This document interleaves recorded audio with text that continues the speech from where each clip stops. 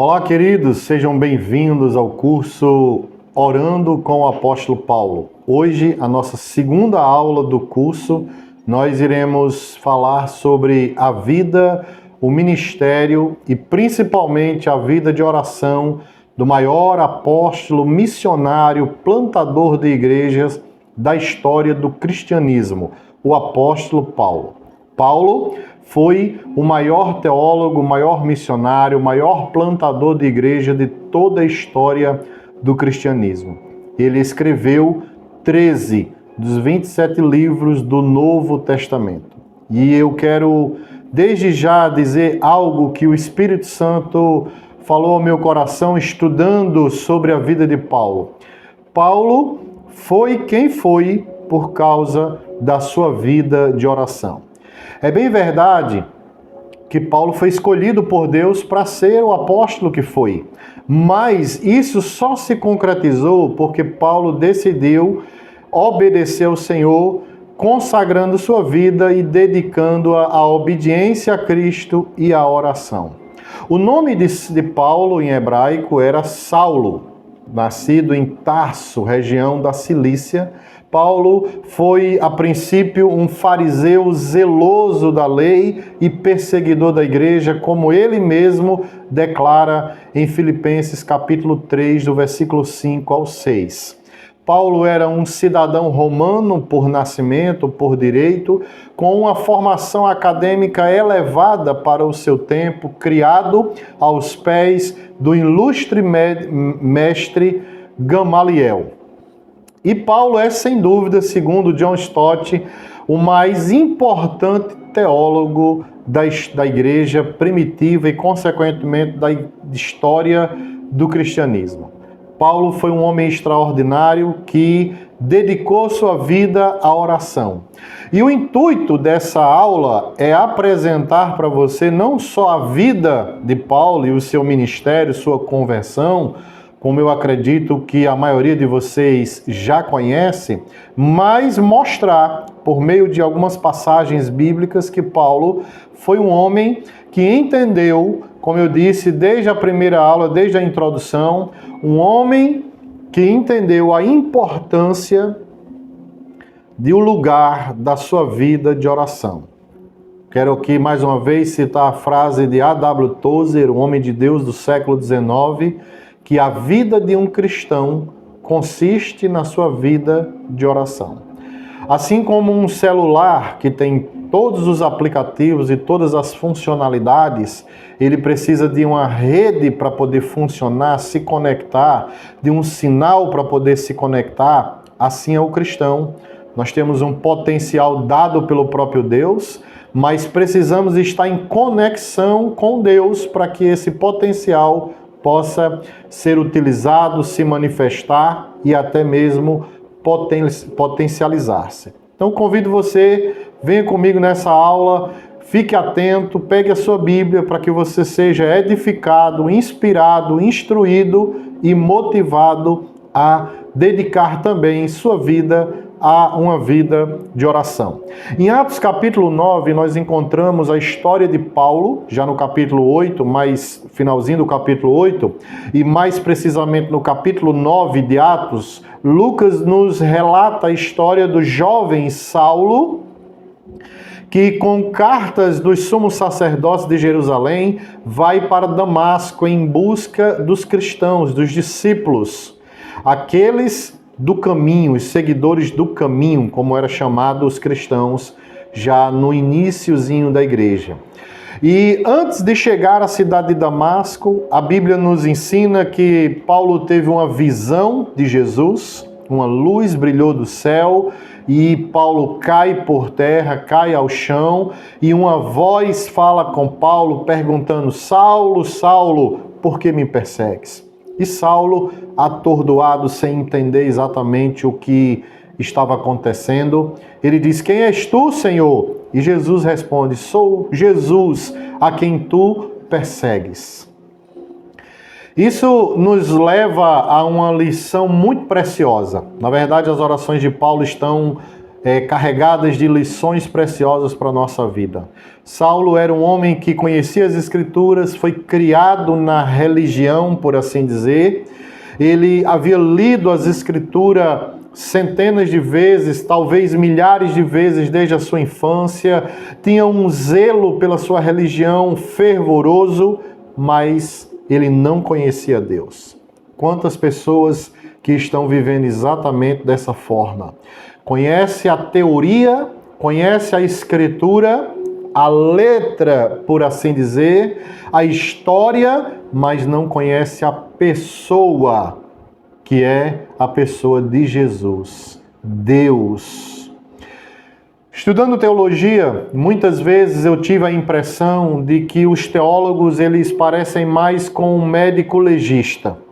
O médico legista está lá na sua mesa e ele vai fazer a autópsia de um corpo. Ele abre o corpo, ele separa os órgãos, ele identifica os órgãos.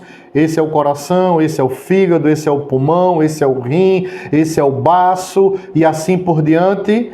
Mas ele não tem nenhuma interação com o corpo, porque o corpo está morto. Muitas vezes eu tive a impressão de que os teólogos eles operam mais ou menos dessa forma. Deus, a teologia, a história, a hermenêutica, a exegese, o grego, o hebraico, o latim, o aramaico, a filosofia, a psicologia da religião, o método teológico, mas não há nenhum relacionamento com o objeto do seu estudo, que é a pessoa de Deus e o seu relacionamento com a humanidade. Fazer teologia não é apenas estudar os livros, mas é se relacionar com a teologia em si, que é a própria pessoa de Deus, Pai, Filho e Espírito Santo. Jesus nos prometeu em João capítulo 14 que o Espírito Santo, o Espírito da verdade, ele iria nos guiar a toda a verdade. A palavra de Deus é a verdade. Estudar a palavra de Deus é maravilhoso, mas é melhor ainda quando nós não estudamos apenas a semântica, apenas a gramática, mas estudamos o Espírito da palavra, nos relacionando com a pessoa gloriosa do Espírito Santo. Obrigado, Senhor, pelo Senhor estar conosco em todo o tempo. Então, Paulo era esse homem, esse jovem fervoroso, empolgado, animado para defender a sua religião. Mas ele não conhecia Deus. Quando Jesus aparece para ele no caminho de Damasco, ele pergunta: quem és tu, Senhor? Imagine você ter uma visão de Jesus glorificado e você não sabe quem é essa pessoa que aparece para você e Jesus se revela a ele. A Bíblia diz que ele fica cego momentaneamente, as pessoas o conduzem à cidade de Damasco, lá ele fica na casa de uma pessoa, orando e buscando a Deus ali para entender o que estava acontecendo. O Senhor faz algo maravilhoso e extraordinário, que ele fala com o discípulo Ananias em uma visão e mostra para Ananias, na visão de Ananias, que Saulo, que está em outro lugar da cidade, tem uma visão. Então Jesus, na verdade, mostra uma visão dentro da visão. Isso é extraordinário. A palavra do conhecimento junto com a palavra da sabedoria operando em uma conexão para levar um homem de Deus a outro que o Senhor queria alcançá-lo. E Ananias obedece à visão, mesmo correndo risco de vida, porque Saulo foi ali à cidade de Damasco com cartas, autorização das autoridades judaicas para prender os discípulos. E ele vai obedecendo à visão do Senhor, à ordem do Senhor, e ele ora por Paulo, impõe as mãos, Paulo é batizado, é cheio do Espírito Santo, e uma nova história para a vida de Paulo começa naquele momento. E Paulo disse em 1 Coríntios capítulo 15, versículo 10, mas pela graça de Deus sou o que sou. Irmãos, pela graça de Deus nós somos o que somos. A graça de Deus um dia nos alcançou, assim como alcançou Paulo. Nós éramos pagãos, mortos espiritualmente, mas louvado seja Deus que a graça de Deus alcançou a nossa vida, nos redimiu, nos lavou, nos purificou e nos tornou filhos e herdeiros do Senhor Deus. Amém?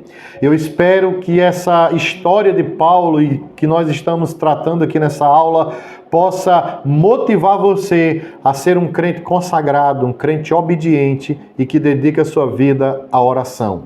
As orações de Paulo, as 4 orações de Paulo, Efésios capítulo 1, do versículo 15 ao 23, Efésios capítulo 3, do versículo 14 ao 21, Filipenses, no capítulo 1, do versículo 9 ao 11, e Colossenses, no capítulo 1, do versículo 9 ao versículo 12, nos traz uma profundidade.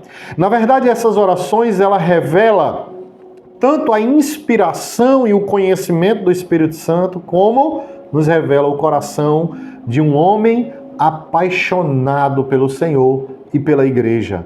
O desejo de Paulo era que a igreja experimentasse a revelação do Espírito Santo. Esse é um tema, o tema geral desse curso, Orando com o Apóstolo Paulo. Na próxima lição, nós vamos estudar a primeira parte da oração de Efésios capítulo 1, onde a partir do versículo 17, o apóstolo Paulo ora. Na verdade, ele insiste com Deus para que o Senhor nos dê o espírito de sabedoria e de revelação no pleno conhecimento dele.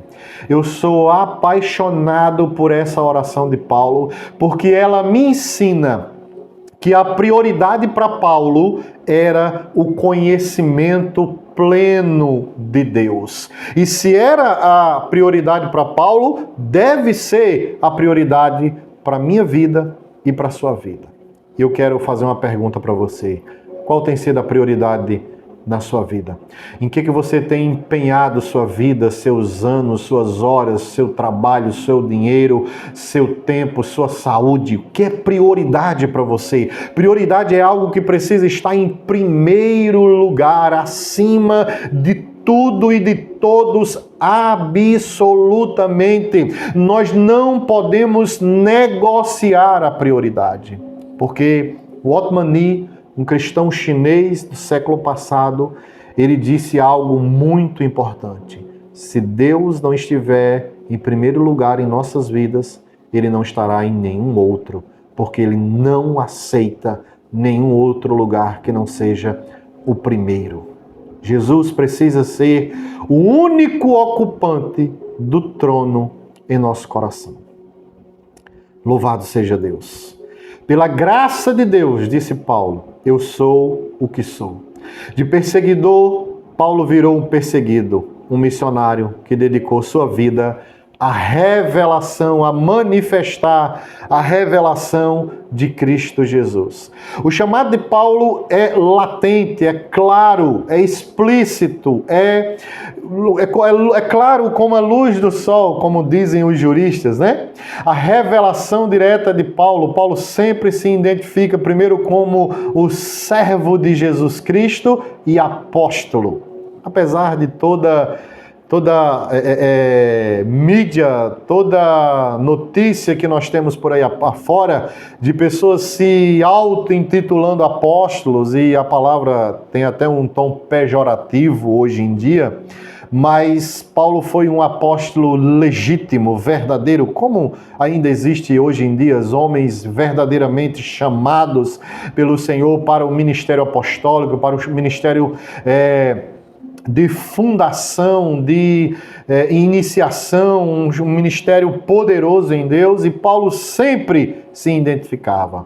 Paulo, servo de Jesus Cristo e apóstolo, não da parte de homens. Isso, irmãos, existem tantos caminhos que nós poderíamos seguir aqui, tantas coisas que nós poderíamos desbravar através das palavras de Paulo, por exemplo, em Gálatas capítulo 1, Quando ele diz que não é apóstolo por homem nenhum, não é nenhum homem que estabelece alguém como apóstolo, nenhum homem tem a autoridade para declarar se alguém é apóstolo ou não, para estabelecer um apóstolo na igreja.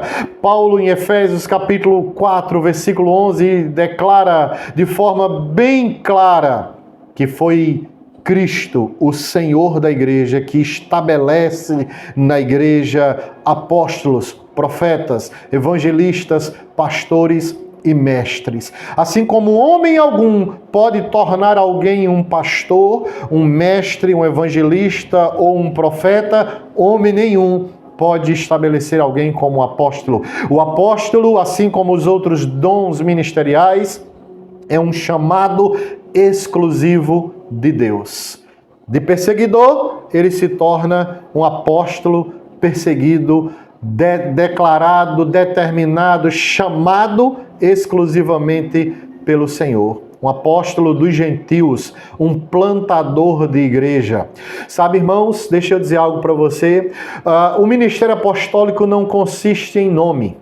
O ministério apostólico não consiste em um título ostentado por alguém, seja quem for. O ministério, ele consiste em frutos.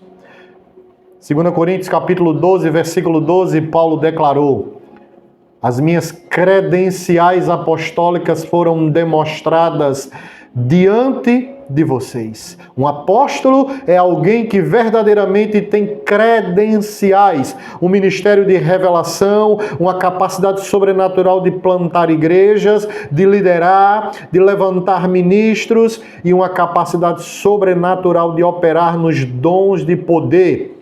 O dom especial da fé, a operação de milagre e os dons de curar. Pelo menos 2 desses dons precisam operar consistentemente na vida de um apóstolo.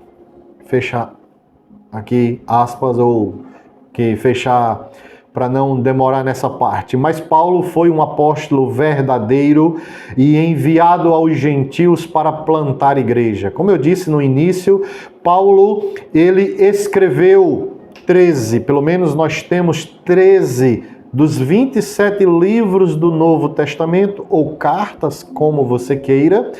Paulo estabeleceu Romanos, 1 Coríntios, 2 Coríntios, Gálatas, Efésios, Filipenses, Colossenses, 1 e 2 Tessalonicenses, 1 e 2 Timóteo, Tito e Filemão. E alguns estudiosos até acreditam a Paulo a carta aos Hebreus, apesar de nem todos concordarem, mas vamos deixar essa parte de lado e vamos para aquilo que verdadeiramente nos interessa.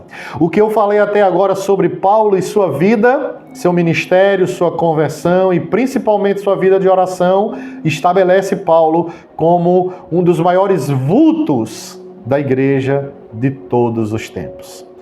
N.T. Wright disse: Paulo foi o grande arquiteto do cristianismo como religião mundial. O cristianismo se tornou a religião mundial, principalmente pela vida de Paulo e pelas cartas de Paulo, que nos ensina coisas preciosas a respeito da pessoa e da obra de Jesus Cristo. Paulo foi um homem de uma vida de oração intensa. Sempre eu estou mencionando neste curso e no livro Orando com o Apóstolo Paulo, estará disponível impresso logo nos primeiros meses de 2026, em nome de Jesus Cristo, para a glória de Deus.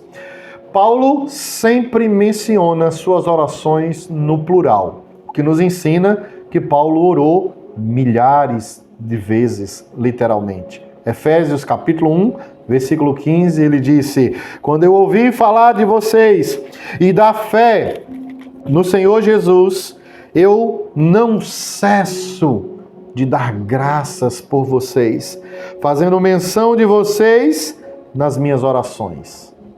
Você pode pesquisar todas as vezes que Paulo menciona oração nas suas epístolas. Ele nunca o faz no singular, mas sempre no plural, nos ensinando que ele entendia que deveria orar muitas vezes. A oração, irmãos, ela precisa ser como a inspiração do ar. Não precisa simplesmente nós termos aquele momento que a gente se tranca num quarto e ora. Claro, nós devemos fazer isso. Mas ao longo do dia nós devemos manter um espírito de oração. Saindo de casa, Pai, obrigado pelos seus anjos nos guardar, me livrar de todo mal. Eu voltarei em paz em nome de Jesus Cristo. Muito obrigado por isso, Senhor. E orando todos os dias, e quando Deus trouxer alguém ao seu coração, você mencionar essa pessoa em oração, mencionar os seus líderes, mencionar a igreja, mencionar o seu país, as autoridades que precisam de muita oração. Irmãos, motivo não falta. Você não pode dizer que não ora por falta de motivo de oração, por falta do que dizer em oração, porque se nós usarmos a roda de oração, como tem aí milhares de pessoas na internet usando, 5 minutos para cada tópico de oração, você vai ver que uma hora se passa rapidamente e que não dá tempo de nós orarmos tudo o que nós devemos orar. Se você gastar 5 minutos em agradecimento, 5 minutos em louvor, 5 minutos em adoração, 5 minutos em intercessão, 5 minutos em seus pedidos, já se passou 25 minutos. Se você orar pelas coisas específicas que você precisa orar, ok? Você vai encontrar muito tempo para orar. E nós devemos orar, em nome de Jesus. Paulo declarava sua oração constantemente, em todas as orações de Paulo, ele declara a sua oração, não paro de orar por vocês. E uma das coisas que me chama muita atenção nas orações de Paulo, me ensinou bastante, é que Paulo, ele colocava uma prioridade, uma ordem nas suas prioridades. Porque, irmãos, tem coisas que é importante na nossa vida, mas tem coisas que é mais importante. Nós não podemos trocar aquilo que é de suma importância por aquilo que tem uma importância mediana ou pequena. O que é mais importante para Deus? Para Paulo. Na oração da plenitude de Deus, em Efésios capítulo 1, do versículo 15 ao 23, Paulo ora por 4 coisas. E me permita ser repetitivo aqui, eu mencionei na primeira oração, na primeira lição, mencionei na introdução, mas é preciso ser repetitivo para ser didático, para memorização, para absorção do conteúdo. Paulo ora por 4 coisas. A primeira coisa que ele gasta mais tempo é pelo pleno conhecimento de Deus. Ele diz aqui no versículo 17... para que o Deus de nosso Senhor Jesus Cristo, Pai da glória, vos conceda espírito de sabedoria e de revelação no pleno conhecimento dele.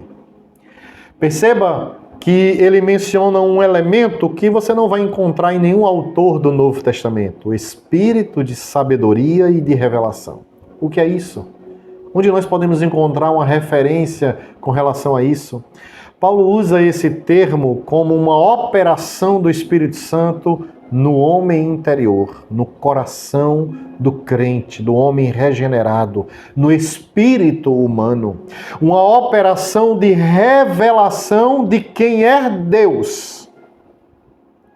Perceba que ele usa o termo no pleno conhecimento dele. Essa palavra, na verdade, as 2 palavras, pleno conhecimento, é a tradução de uma palavra só do grego chamada epignosis. E essa palavra significa um conhecimento correto, mas não só um conhecimento correto, mas um conhecimento profundo e experimental. Algo que não pode ser passado de segunda mão. Não é um conhecimento de informações, não é um conhecimento de ouvir falar, me contaram, me disseram, eu li um livro, eu vi um pregador. Não, não é isso. Perceba que ele diz: eu oro para que o Deus de nosso Senhor Jesus Cristo, Pai da glória, vos conceda para vocês espírito de sabedoria e de revelação no pleno conhecimento dele. O objeto do nosso conhecimento é a própria pessoa de Deus. O conhecimento de Deus, amados, é a coisa mais importante que nós podemos receber do próprio Deus. É mais importante do que qualquer bênção material. Não é que as bênçãos materiais estejam erradas ou que não sejam importantes, mas é que o mais importante é o conhecimento de Deus. Lembra de Paulo? Saulo, jovem fariseu, perseguidor do cristianismo. Ele tinha muito conhecimento da sua religião, da história dos seus antepassados. Ele tinha conhecimento técnico da Escritura, mas ele não tinha conhecimento revelado de Deus. Você pode imaginar alguém assim? Talvez você seja essa pessoa que está no cristianismo, na igreja, se identifica, gosta, ama, frequenta, congrega, participa, mas que você nunca teve uma experiência de verdade. Você nunca teve aquilo que os antigos cristãos falavam muito, um encontro real com Deus. Foi isso que mudou a vida de Paulo. Foi isso que transformou Saulo em Paulo. Perseguidor a perseguido. Inimigo da cruz de Cristo a um homem crucificado com Cristo. Uau! Que coisa tremenda! Aleluia! Que coisa gloriosa, irmãos! Nós não podemos nos cansar de estudar a Escritura à luz do Espírito, à luz da revelação. Por isso Paulo enfatiza. Quando eu leio esse texto em todas as versões, eu já li em praticamente todas as versões em português, eu percebo que Paulo dá uma ênfase aqui no seu primeiro pedido. Agora há pouco eu disse que ele fez 4 pedidos, mas o mais importante é o primeiro pedido, para que Deus nos conceda o espírito de sabedoria e de revelação, uma operação exclusiva do Espírito Santo no homem interior, nos revelando Deus. Nós não somos um legista dissecando um corpo à mesa. Nós somos filhos que devemos nos relacionar com o Pai. Nós somos filhos que devemos entrar na presença do Pai, como o autor da carta aos Hebreus, no capítulo 4, do versículo 14 a 16, nos convida com intrepidez, com ousadia, com confiança, sabendo que diante do trono da graça nós vamos encontrar misericórdia e graça para nos socorrer quando preciso. No capítulo 10, versículo 19, o autor da carta aos Hebreus nos convida a entrar com intrepidez no lugar que já foi inaugurado, Jesus. Por causa do sacrifício de Jesus, nós podemos entrar agora na presença não de um Deus tirano, mas de um Pai que nos ama. Isso é revelação. É conhecer Deus em primeiro lugar como um Pai. Ele é Deus, é verdade. Ele é o juiz de todo o universo, é verdade. Mas antes de tudo isso, Ele é Pai. Na oração que nós conhecemos como a oração do Pai Nosso, Jesus disse que nós deveríamos dizer em oração, começando com Pai Nosso. Oh, aleluia! Ele não é um julgador.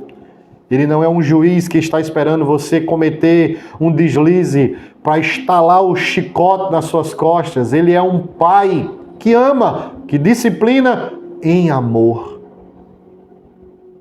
tentando a sua recuperação, tensionando a sua recuperação, o seu acerto, o seu crescimento, não para lhe julgar ou para lhe condenar. Então, a primeira coisa que Paulo ora, e a mais importante, é que ele ora para que nós conheçamos a Deus. Esse é o desejo do Senhor. O Senhor disse através do profeta Oséias, capítulo 6, versículo 3 do livro do profeta Oséias: conheçamos ao Senhor e prossigamos em conhecê-lo. Deus quer ser conhecido por nós. Ele tanto quer ser conhecido por nós que enviou o seu Filho para nos revelar Deus. Na carta de 1 Coríntios, capítulo 2, Paulo disse: aquilo que o olho não viu, o ouvido não ouviu e jamais penetrou em coração humano, ou seja, aquilo que o homem natural não é capaz de compreender, Deus nos revelou pelo Espírito Santo. Por que você acha que Deus enviou o Espírito Santo para habitar na igreja? Para nos revelar a verdade, que é Jesus, que é Deus. Amém?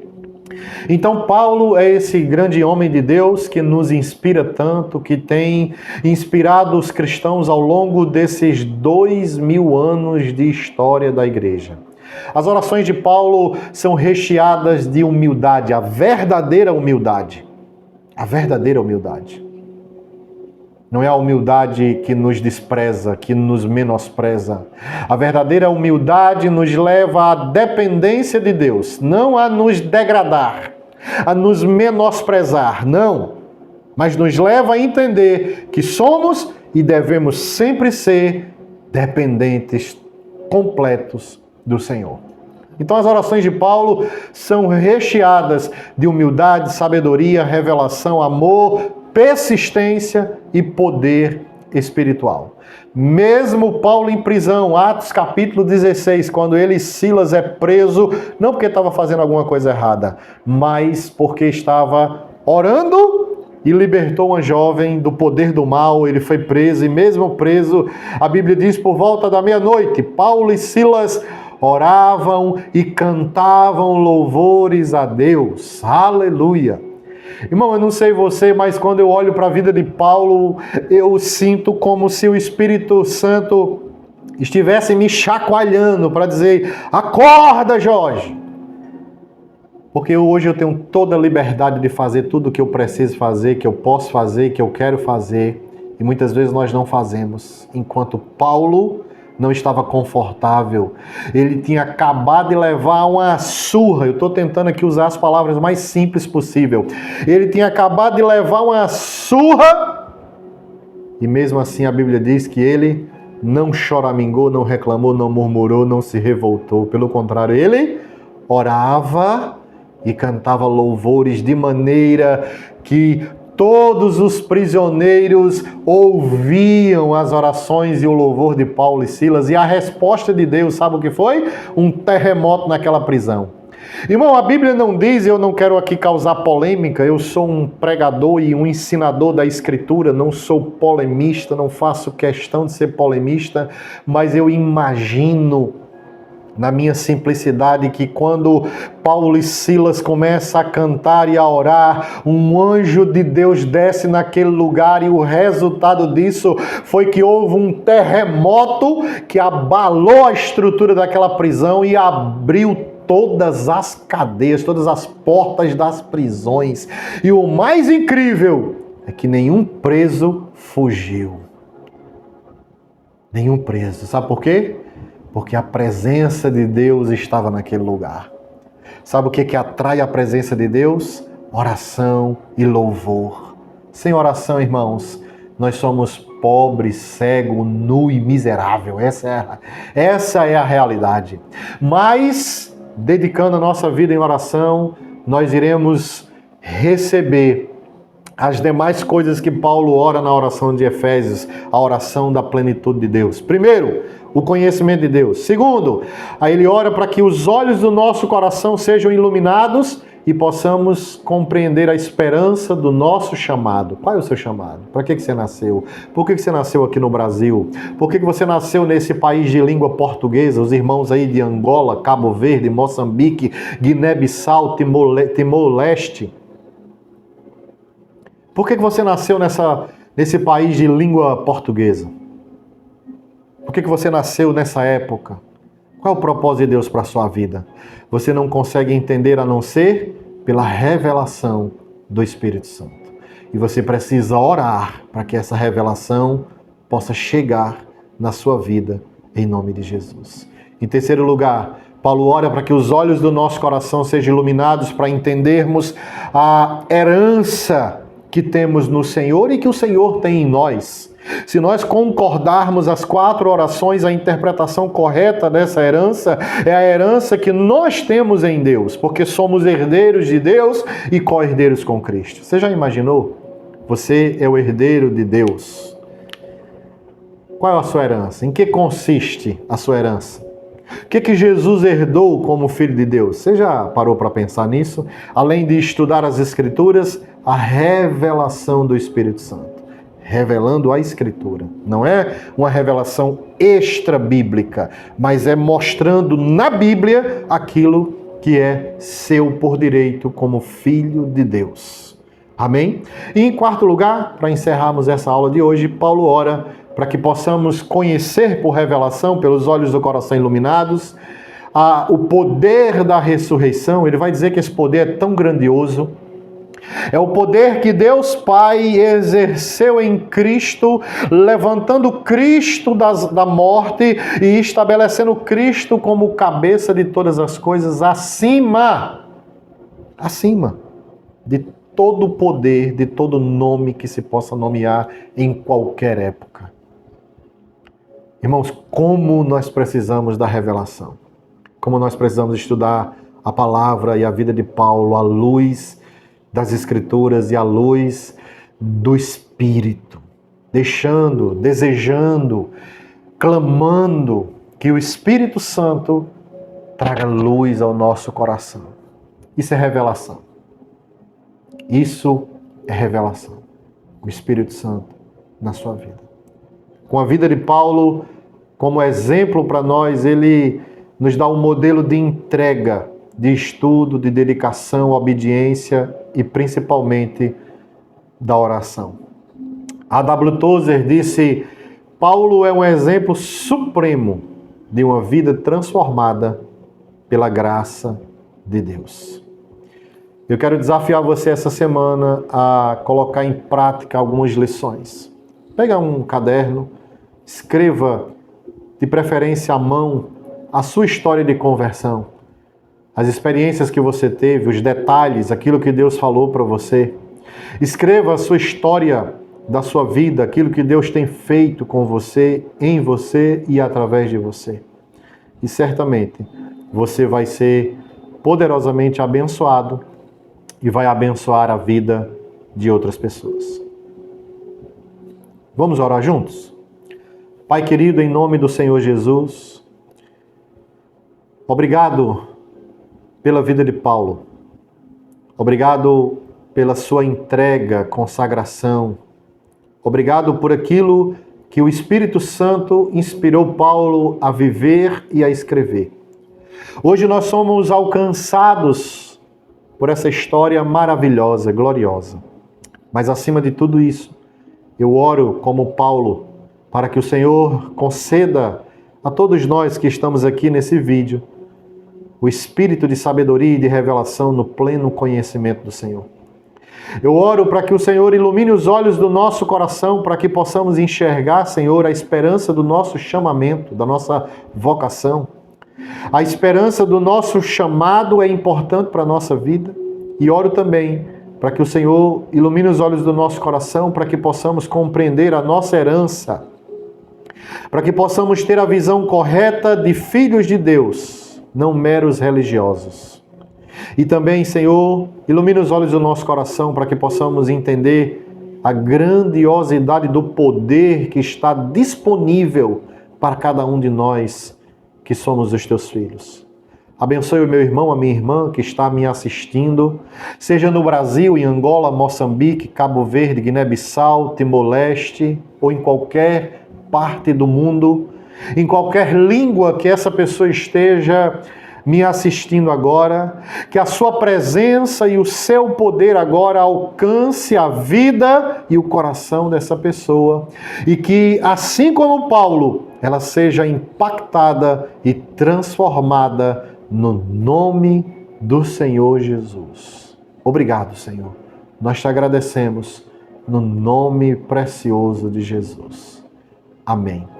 Louvado seja Deus, que Deus abençoe a sua vida. Se você ainda não é inscrito em nosso canal, se inscreva, clique aqui no sininho e compartilhe esse vídeo com outras pessoas para que elas sejam abençoadas em nome de Jesus. Se porventura você está me assistindo aí em outro país de língua portuguesa, Portugal, Angola, Moçambique, Guiné-Bissau, Timor-Leste, Cabo Verde, dá um sinal, comenta aí embaixo e nos siga em nosso Instagram, Igreja Ensinando Cristo às Nações. Deus abençoe a sua vida em nome de Jesus.